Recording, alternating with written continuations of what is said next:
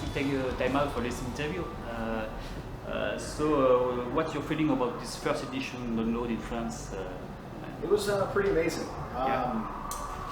It's obviously the first time the festival's been around, but we came off stage and we were in the dressing room and we kind of had the feeling that it was kind of like the first time we played Download in the UK. Like the fan reaction was just insane, and just really had a magical show, and definitely felt like we really connected with the audience, and they were really enjoying what we were doing. So it was a great day. Great day, yeah, great show. You tasted the French wine? No.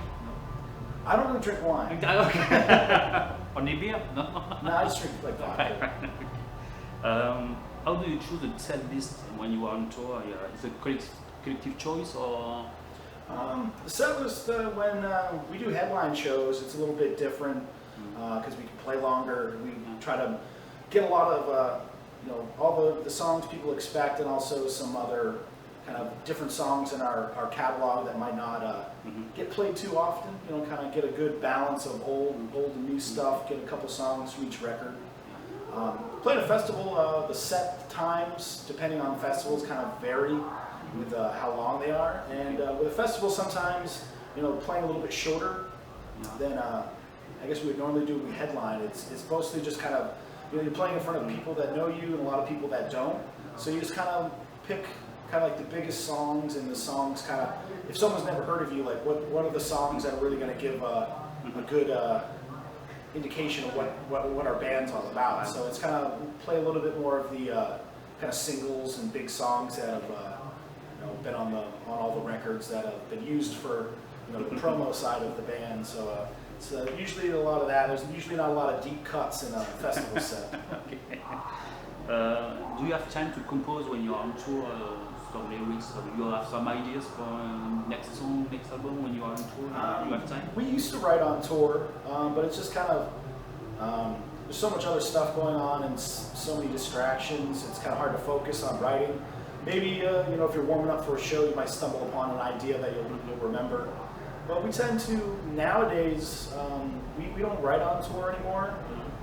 We just kind of enjoy the tour side of playing shows, hanging out, kind of where we're at. Usually go out, try to find like good local restaurants and eat. But it kind of helps because we just kind of enjoy touring and the whole experience. When we have breaks off tour, we do a lot of writing, and usually, last tour we got done before we came over here. We were home for like 7-8 days, and I demoed like 3 new songs in that time. So usually when we just kind of take a break, and then when we have time off at home, we can really focus. A lot of ideas kind of just come out. So we have plenty of stuff, at least ideas for material that have come about over the last, or since the record came out, just from free time at home playing. Okay. Do you have funny memories that happened in tour? You have some stories funny when you are on tour? Nothing too crazy. No? Usually, we're at the shows and stuff, but on days off, wherever we're at, we always go out to dinner somewhere, and then a lot of the times, just us and the crew try to find like some kind of dive bar to go just have drinks and just hang out at. And usually our crew guys, they get loud and drunk, and it's usually pretty entertaining, but nothing too wild. It's usually just a lot of, we usually just kind of like hang out and have drinks and just, shoot the shit and laugh and crack jokes. So we don't get into anything too fucking crazy. Or you are serious? No, we have a good time. It's just we don't get too crazy out of hand a lot of the times. And a lot of the good stories are probably not kind of keep them private. Okay. What bands did you listen as a teenager? How did they influence your music or you? What got me into rock metal and kind of planted the seed of wanting to pick up a guitar was Guns N' Roses. It was the first band I got into. And then once Guns N' Roses led me to Metallica. And then that's kind of like, when I heard Metallica, I was like, that's the kind of music I want to play. And obviously, growing up, first getting into metal and guitar playing, I was Metallica, Megadeth, Iron Maiden, Slayer. Iced Earth.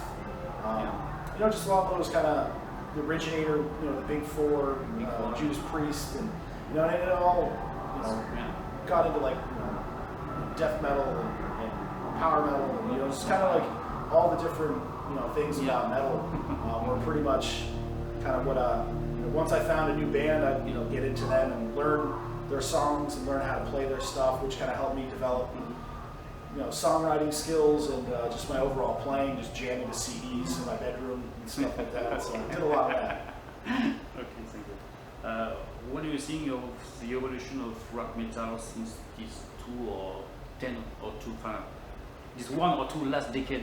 What do you think about the evolution of music? Is it more difficult to exist today for the young bands? Or you know, when we first came out with Ascendancy 10 years ago, 11 years ago, CDs were kind of, it was at the very tail end when CDs really sold. And you know, we sold a lot of records. And then each album would kind of, you know, the actual album sales go down, but then there's another, like, you know, streaming's picked up, so it's included in record sales now. So it kind of, I guess, helps bring up your numbers to actually show you that people are listening. But it's been a little different. I think nowadays, you know, we were lucky to be started when we did. I think it's definitely, I can see it being a lot harder for new bands to break out, just because with the internet and technology, with being able to record at home, it's just given so many people the opportunity to make albums or make demos and put them online, put them on Spotify and iTunes, that there's so much stuff out there, and it's to try to get people's attention, just because you're getting pulled in so many different ways, and there's so many new bands to check out. It's, you know, it's just, you know, it's great for the music fans, because if you go out looking, you can find so much cool music that's out there. And then for bands, it's a little bit harder, because they just to get people's attention and kind of, I guess, get through all the other, you know, maybe not so good bands to try to get someone's attention is a little bit tougher. But luckily, you know, we've been doing it long enough that you know, people know who we are, so we're thankful for that. Okay. Do you like some bands in this festival?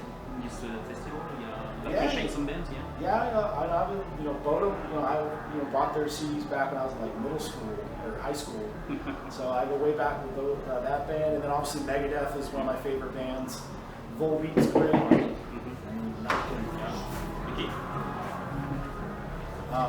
Volbeat, you know, we toured with them, great band, great guys. Haven't seen them in a while, so it'd be cool to see them. Sabaton's another really cool band, and then obviously I've never seen Rammstein live before, so I'm really looking forward to that, because that's one of Matt's favorite bands, so he's just like, you gotta see it. So definitely be out there watching them later. Okay, thank you. Do you have some, maybe a last word for your French fans? In French, if you know some words in French? No? In English? Well, check out our new record, Silence in the Snow. It's been out since October. If you haven't heard it. And also, beginning of next year, we'll be coming back through Europe on our first headlining tour in a couple years. So, you know, we definitely will be in France, Paris, and hopefully some other places. So, you saw us at Download or you know, maybe Hellfest in the last couple of years. We'll be coming back for our, you know, we haven't done a headlining tour in most of Europe since I think 2012. So it's been a while. So hopefully come out, play a lot of cool songs, and should be hopefully, if everything works out, we'll have a pretty awesome support package for the tour. So keep an eye out for that on our, you know, social media and our websites. Okay, thank you.